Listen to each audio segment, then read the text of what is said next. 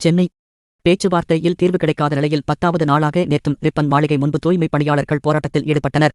சென்னை மாநகராட்சியில் ராயபுரம், திருவிக நகர் மண்டலங்களில் தூய்மைப் பணிகளை தனியாருக்கு விட்டதை கண்டித்தும், பணி நிரந்தரம் கோரியும், ஏற்கனவே NULM திட்டம் மூலம் வழங்கப்பட்ட தூய்மை பணியை தொடர வலியுறுத்தியும் தூய்மை பணியாளர்கள் ரிப்பன் மாளிகை முன்பு இரவு பகலாக அங்கேயே தங்கி 10வது நாளாக போராட்டத்தை தொடர்ந்தனர்.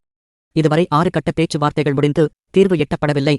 இந்நிலையில் அமைச்சர் சேகர் பாபு தலைமையில் மேயர் பிரியா, ஆணையர் ஜெ குமரகுருபரன் ஆகியோர் முன்னிலையில் 7ஆம் கட்ட பேச்சுவார்த்தை ரிப்பன் மாளிகையில் நேற்று நடைபெற்றது. இதில் உழைப்போர் உரிமை இயக்க பிரதிநிதிகள் மற்றும் தூய்மை பணியாளர்கள் ஈடுபட்டனர். பின்னர் உழைப்போர் உரிமை இயக்க செயலாளர் சுரேஷ் செய்தியாளர்களிடம் கூறும்போது, இந்த பேச்சுவார்த்தையில் எங்களது கோரிக்கையை பற்றி ஒரு வார்த்தை கூட பேசவில்லை.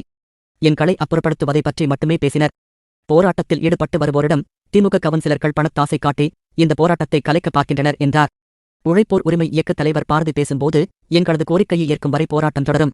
போராட்டக்காரர்கள் பணிக்கு திரும்பியதாக வரும் தகவல் அனைத்தும் பொய் என்றார். இதனிடையே மார்க்சிஸ்ட் கம்யூனிஸ்ட் கட்சி மாநில செயலாளர் சண்முகம் போராட்டக்காரர்களை சந்தித்து ஆதரவு தெரிவித்தார். பின்னர் அவர் செய்தியாளர்களிடம் கூறும்போது, நாடு முழுவதும் தனியார் மயமாகி வருகிறது. தமிழகத்திலும் பல்வேறு துறைகள் தனியார் மயமாகிறது. இருப்பினும் ஏற்கனவே பெற்று வரும் உரிமைகளை பறிப்பதை ஏற்க முடியாது. நியாயமான முறையில் தூய்மை பணியாளர் போராட்டத்துக்கு தீர்வு காண நாங்கள் முயற்சி மேற்கொள்வோம் என்றார். அதைத் தொடர்ந்து நாம் தமிழர் கட்சியின் தலைமை ஒருங்கிணைப்பாளர் சீமான் போராட்டக்காரர்களை சந்தித்து முழு ஆதரவை தெரிவித்தார். பின்னர் செய்தியாளர்களிடம் அவர் கூறுகையில், நகரத்தை சுத்தம் செய்யும் பணியை தனியாருக்கு கொடுக்க வேண்டிய அவசியம் என்ன? பின் இதற்காக மாநகராட்சி இருக்கிறது. தூய்மை பணியாளர்களை பணி நிரந்தரம் செய்ய நிதி இல்லை என்கின்றனர். ஆனால் மதுரையில் 200 கோடியில் மறைந்த முதல்வர் கருணாநிதி பெயரில் நூலகம் கட்டியிருக்கின்றனர். இதுபோன்ற தேவையில்லாத செலவுகள் செய்து பொய்யான வாக்குறுதிகளை கொடுத்துவிட்டு மக்களை ஏமாற்றுவது எந்த வகையில் நியாயம்? இதனால் இன்றைக்கு குப்பை அள்ளும் மக்கள் போராட்டக் களத்துக்கு வந்துவிட்டனர். எனவே 2021 கொடுத்த வாக்குறுதிகளை முதல்வர் நிறைவேற்ற வேண்டும் என்று அவர் கூறினார். அதனைத் தொடர்ந்து பாமக பொருளாளர் திலக பாமா போராட்டக்காரர்களை நேரில் சந்தித்து ஆதரவு தெரிவித்தார்.